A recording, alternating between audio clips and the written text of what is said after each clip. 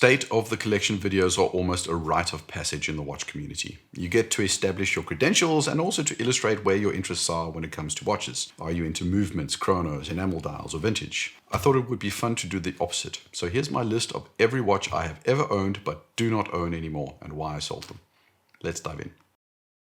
Stowa Flieger Classic 40mm. It's a 40mm classic pilot's watch. It's got a Solita movement, classic pilot style layout. I owned it for 3 or 4 years and I wore it extensively. It was super versatile, leaning mostly to the more toolish look. It was a go-to watch in a ton of situations. I could throw on different straps and make it more or less formal. The reason I sold it, I bought an IWC Pilot Chrono Petit Prince, which I felt from a pilot's perspective did the same thing in a more premium version.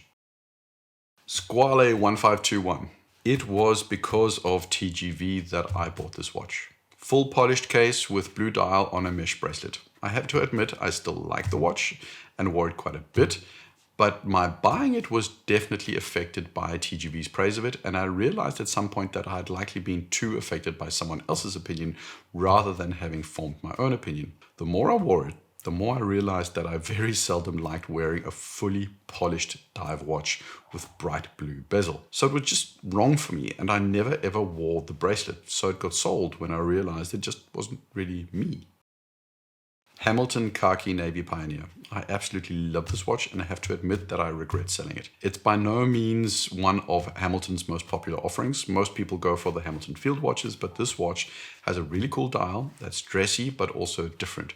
I like the bezel edge, which is very Patek Calatrava-esque, which I think is honestly a good thing, but I had to make room for another watch, so I sold it. Sinn 910 Anniversary Edition. It's a split-second chronograph with a semi-white dial. This watch is absolutely stunning and probably one of the best watches Sinn has ever made, in my personal opinion. I hardly ever wore this watch, but I also almost never considered selling it. It was one of those watches that, despite not being used, got to stay in the collection until one day a friend, made a good offer, and he was a devout Sinn collector, and this watch was one that was sold in, I think, like 500 pieces. So he was happy and I never wore it. It might have been a mistake because it's one of the few watches that I've sold that I still miss. The Sinn 104 ST. It's a watch that made its way into my collection while I was having a Sinn and a German watchmaker moment. German watches are in many ways very different from the Swiss, and maybe it's a bit of a cliche or a stereotype, but I just think of German watches as industrial, utilitarian, technical. Even Nomos that are more artsy come across as very clinical, in some ways a lot like Grand Seiko. Also, I sold this watch to an acquaintance. This was probably one of the first watches I sold simply just to cut down the size of my collection. I had way too many watches and something had to go. Today I have a Tudor Ranger Chrono, which essentially takes the space and use case that the Sinn filled for me. Tudor Black Bay 36 with a black dial. Technically, I sort of still own this watch. My wife uses it and she loves it. I let her start using the PB36 at some point, trying to get her interested into watches, and I haven't been able to pry it back from her since. Tudor Black Bay 41 ETA version with the rose logo. I was one of the lucky ones to have the very first ETA version of the black bezel, black dial 41mm. This is a phenomenal watch to this day. I also wore this watch constantly. It had the rose logo on the dial, it didn't have the faux rivets, and it's collectible because it's an ETA movement. I wore it relatively often, mostly in the office. At some point though, I started drifting away from thick watches and had a phase just going for thinness, so it kind of just fell out of the rotation. And when I returned to it, I had this feeling that I should keep it because it had the rose logo and it was this semi-collectible piece, but I just realized that it was nice enough, but to me it had just become a little bit boring. So out it went. This was the first of the newer Tudor Rangers. I had a bun strap phase and I had an outdoor phase. I enjoyed the simplicity of it, its rugged toolish nature. But when I bought the 39mm 214270, I concluded that I didn't need both watches, so the Tudor had to go. Which in hindsight was probably a mistake because I would likely still be wearing this watch over the Explorer 39. IWC Portofino chronograph. I bought this watch on a vacation in Italy. I was in Verona and had been considering multiple different watches for a couple of months. I was looking for something dressy, something classy, something that I didn't see a lot of other people wearing, and I was looking for something that wasn't quite as plain and straightforward as a time-only dress watch. There it was. The ETA Movement Portofino Chrono. This watch got a huge amount of wear time. I enjoyed it immensely for several years, and then suddenly, someday I realized I hadn't worn it for 6 months. My taste had changed, and there was another watch that I had bought that was dominating on my wrist. IWC Pilot Chrono Petit Prince. Not long after buying the Portofino, I also bought the Petit Prince on the leather strap. Together, these watches were essentially a couple. The Portofino was my daily wearer work watch, and it worked well with a suit and a shirt, and the Petit Prince was the weekend and evening watch. Jeans, t-shirt, anything relaxed and informal, this watch worked really, really well. For a very long time, those two watches made up like 70 or 80% of my watch usage. At some point though, I started drifting towards thinner watches. I was looking for watches that fit better under a shirt, and the Pilot around 15 millimeters kind of fell out of favor, and just like the Portofino, there was another watch that got all the wrist time. Omega Aqua Terra. This was a mistake purchase. I think it's an absolutely amazing watch. This model, I don't remember the specific reference, had the tic-tac dial and had the date indicator at 3 o'clock. It had a stunning blue dial. The bracelet was a little bit thick. It felt super masculine though, but here's the problem. I bought it because I wanted a Datejust 41 and I couldn't get one at the time. And when I finally got the Datejust, the Omega had to go. Do I necessarily think the Datejust is better than the Aqua Terra? Not in every way, but for me, the Omega was a compromise purchase. Money spent on the wrong watch, so it was an objective mistake for me, despite it being a really good watch. Rolex Explorer 214270. I bought the Rolex Explorer 39 in an airport.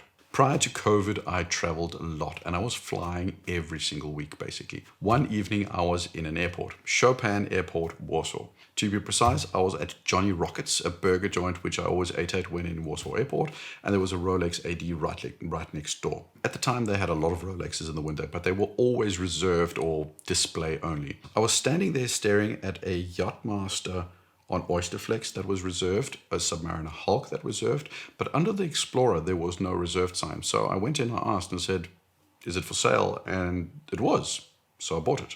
Now here's the thing, after the first 3 months I never wore this watch. I know the Explorer has this iconic nature to it. We're all supposed to love it to some extent, respecting its heritage and all that, but it never resonated with me, and I likely bought it for all the wrong reasons. As a dress watch, I always had other options I would rather go to, like the Datejust, which I also sold. As a tool watch, I also had multiple options that found their way to my wrist over the Explorer. I felt it was way too expensive to use as an actual outdoor tool watch. A watch I was supposed to love, but just felt to me as a little bit too middle of the road for me, so I sold it. At a profit, fortunately, because it's Rolex, but I'm not sad it's gone. Panerai Luminor Due 674. Do you ever get the feeling that you like the idea of a watch? Well, that was the Luminor Due to me. I always liked Panerai, but I felt they were too big and chunky. So despite liking a real Luminor or a real Radiomir, I didn't buy any because of their sheer dimensions. Then Panerai released the Luminor Due range. Most people hated it because it was a dressy Panerai with 30 meters of water resistance. That was like very un-Panerai. But what I saw was a semi-dressy wearable Panerai. I've got no problem with 45 millimeters. For me, it was the height that was the problem. The Luminor solved that problem, and I wore it a lot, mainly as a dress style watch under a suit. It looked premium. It had the signature sandwich dial, but at some point it fell out of favor because it was actually too dressy. It didn't work well as a daily wearer or a more casual watch. I had also gotten over the regular Panerai's thickness and decided that I had to move on. Rolex Datejust 41 steel and rose gold chocolate dial. This was my most worn watch for several years, and it was because I wore this watch all the time that the two IWC watches never got worn. I love two-tone. I have owned two-tone watches often. For me, two-tone bridges formal and playful. It was also my very first non-vintage Rolex. I wore this watch constantly, and it was the watch I wore the most for several years in a row. How do I know that? Well, I have an Excel sheet where I plot in to the day when I have worn a watch, so I know exactly how many times in any given year I've worn a watch. It's an absolutely phenomenal watch, but two things. I could sell it for a profit and buy something else that could do the same thing. Two, I had no emotional connection to this watch. And when I say no emotional connection, I mean exactly that. It's an excellent watch. It was super versatile in my wardrobe, but there's no I had it when my, firstborn child came to the world kind of memories of it. I never wore it on vacations because I was always worried it would be stolen, so there are no family or travel memories there either. So, super versatile, massive use, but when I could find another watch that could do the same thing, was new and gave me the opportunity to have a new sensation on my wrist and sell it for a profit at the same time, well, out the door it went. Patek 5117J. I always thought that I wanted a Patek and a Calatrava. This watch was released in the early 2000s, 37mm, gold case, time and date, Clou de Paris bezel, cool watch, and bought because of the Patek story. But I hardly ever wear dress watches.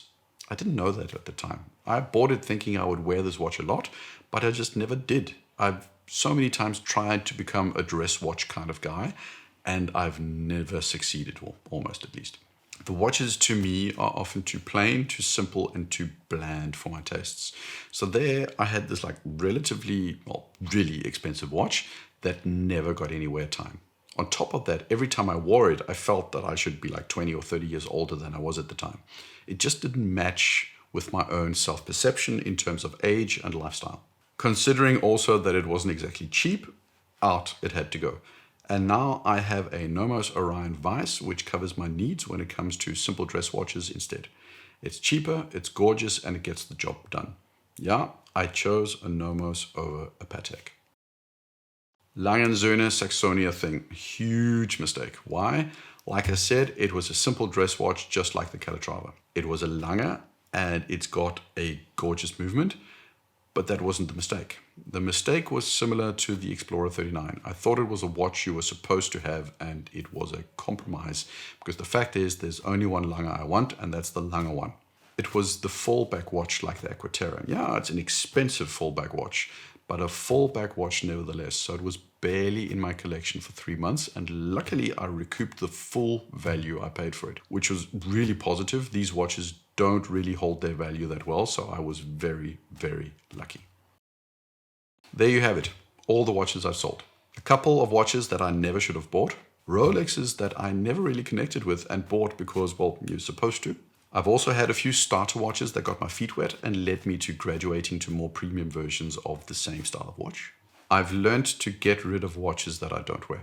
Wasting space and money on watches that gather dust has been a steep learning curve for me. I've had multiple watches where I liked the idea of the watch, but the idea never translated into actual use. And finally, I've had changing tastes because I got older and I shifted my focus to different styles and, different reasons for owning. And finally, I've got a couple of regrets. Not a lot, but that's the risk of collecting. Sometimes you don't know it until it leaves your collection.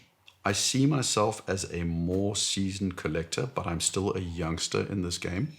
I make fewer mistakes, but I still make them. I still have watches that go in and out of my collection. I have implemented a strict one in, one out policy, which helps a lot.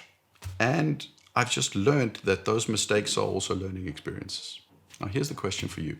Which watches have you sold that you regret selling and why?